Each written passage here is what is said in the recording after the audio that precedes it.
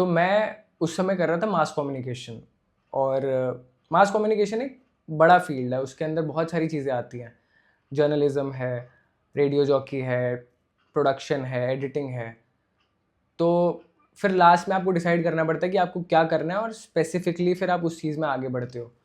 तो मेरा फिक्स था कि मुझे रेडियो जॉकी बनना है। और टीचर्स पूछते थे, हर किसी का इंटरेस्ट अपना होता था। मैं बोलता था मुझे रेडियो जॉकी बनना है क्योंकि मुझे बोलना बहुत अच्छा लगता है। और काफ़ी लोग कहते थे कि मैं बोलता अच्छा हूँ। कहीं ना कहीं मुझे पता था कि मैं अच्छा बोलता हूँ। कॉलेज जब ख़त्म होने वाला था तो एक हमारी टीचर थी, उनका नाम था सारा मैम। और वो बहुत क्यूट थी। होता है ना, आपकी कोई टीचर अगर आपकी बहुत सुंदर है तो कहीं ना कहीं वो आपका क्रश होती है हल्का सा। मतलब in not in a negative way, लेकिन होता है ना, कि आपको लगता है कि यार इतनी सुंदर टीचर है मेरी। तो वो मुझे काफ़ी अप्रिशिएट करती थी और वो हमें कम्युनिकेशन सिखाती थी। तो उन्होंने मुझसे कहा कि क्या बनना है, तो मैंने बताया उनको रेडियो जॉकी बनना है। उनको पता था, तो वो मुझे उसी तरीके से गाइड करती थी।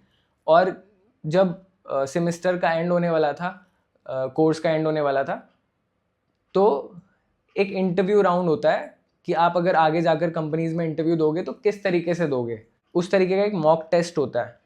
एक्चुअल इंटरव्यू नहीं होता, लेकिन आपको उसमें गाइड करते हैं कि अगर ये क्वेश्चन पूछे जाए तो आप क्या बोलोगे। तो उन्होंने मुझे बोला कि you want to become an radio jockey, तो मैं उसी से रिलेटेड सवाल पूछूंगी। तो आई सेड यस। तो फिर इंटरव्यू हुआ प्रॉपर, मैं तैयार वैयार होके गया। और पूछा उन्होंने कि क्यों रेडियो जॉकी बनना है और ये नौकरी मैं आपको ही क्यों दूँ। तो उस टाइम पर मैंने उनको बोला कि मुझे बोलना बहुत पसंद है और मैं लोगों की बातें सुनता हूँ, ऑब्ज़र्व करता हूँ, वर्ड्स के साथ मुझे खेलना आता है, अपनी बात अच्छे से कहनी आती है, स्टोरी टेलिंग मुझे अच्छी आती है। तो मुझे लगता है कि मैं बन सकता हूँ और मैं अच्छा आपकी कंपनी में ऐड ऑन करूँगा वर्थ। तो उन्होंने कहा अच्छा। तो उन्होंने बोला लेकिन ऐसे तो बहुत लोग कह रहे हैं, आपको ही क्यों हम हायर करें। तो मैंने वहाँ पे उनको कहा कि क्योंकि मैम ये मेरा सपना है कि मैं रेडियो जॉकी बनूं। और अगर कोई सपना आपका पूरा हो रहा होता है तो आप गलती से भी उस चीज़ में गलती नहीं करते, है ना। तो ऐसा थोड़ा सा हमेशा से ही थोड़ा शायराना अंदाज तो रहा है। तो मैंने ऐसी एक लाइन मार दी। तो फिर उन्होंने बोला कि ओ हाउ क्यूट, अगर मैं सच में इंटरव्यूअर होती तो मैं ये नौकरी आज तुम्हें दे देती। तो उस टाइम पर मुझे बहुत मतलब फिर मैं थोड़ा शाय हो जाता हूँ, है ना, कि जब कोई ऐसे तारीफ वारीफ करता है और स्पेशली ऐसे टीचर जो आपकी क्रश हो। फिर ये सब हो रहा था, इस दौरान मैंने एक्सप्लोर कर लिया था कि थिएटर भी कोई चीज़ होती है, क्योंकि एक्स्ट्रा करिकुलर एक्टिविटीज़ में बच्चे जाकर थिएटर प्लेज वगैरह करते थे। तो एक दिन ऐसे मैं भी चला गया पढ़ाई के बाद और मैंने देखा। फिर मुझे लगा भाई ये तो अलग ही दुनिया है ना। विजुअलाइज करना, इमेजिनेशन, अलग अलग कैरेक्टर्स प्ले करने, जो आप नहीं हो आप वो भी कर सकते हो।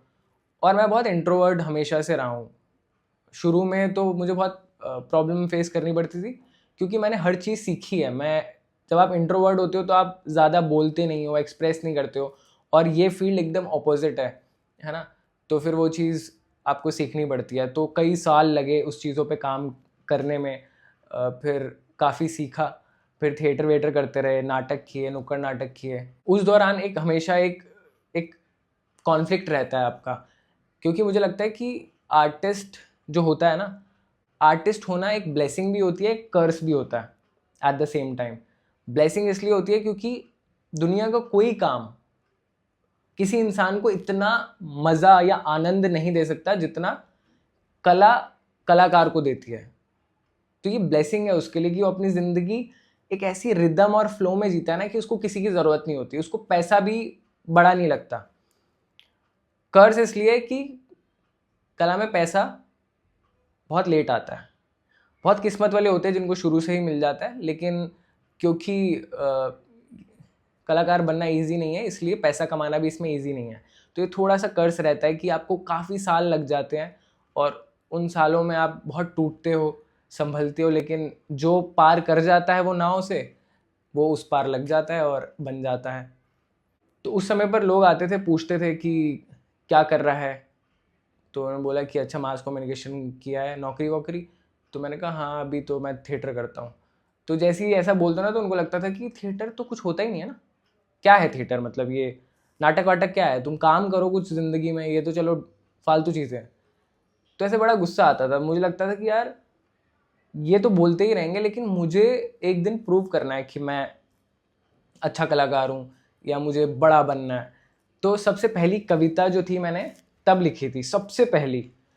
वो कुछ इस तरीके से थी कि ख्वाहिश है इतनी सी एक अच्छा कलाकार बन जाऊं, ख्वाहिश है इतनी सी एक अच्छा कलाकार बन जाऊं, अरे जन्नत किसे चाहिए रंगमंच का किरदार बन जाऊं, और दुनिया बोलती है, दुनिया का तो काम है बोलना, खुदा करे कि दुनिया बोलती रहे और मैं कुछ कमाल कर जाऊं। क्योंकि ऑप्शन ही नहीं है ना, जिस चीज़ में मज़ा आ रहा है, खुशी मिल रही है, मेरा इनर जो है वो खुश हो रहा है, तो मैं इससे तो मुझे कुछ ना कुछ बड़ा करना है इसमें। फिर उसके बाद कॉलेज छूट गया तो वो थिएटर छूट गया। फिर मुझे समझ में आया कि अगर सच में एक्टर बनना है, परफॉर्मर बनना है या कुछ भी बनना है, तो थोड़ा सा रियल वाली मेहनत करनी पड़ेगी, है ना। ये कॉलेज वाला तो एक एक्टिविटीज़ होती हैं और इसमें तो उसी लेवल पे होता है। तो फिर प्रोफेशनली ढूंढने लगा कि अब प्रोफेशनली थिएटर कहाँ कर सकता हूँ।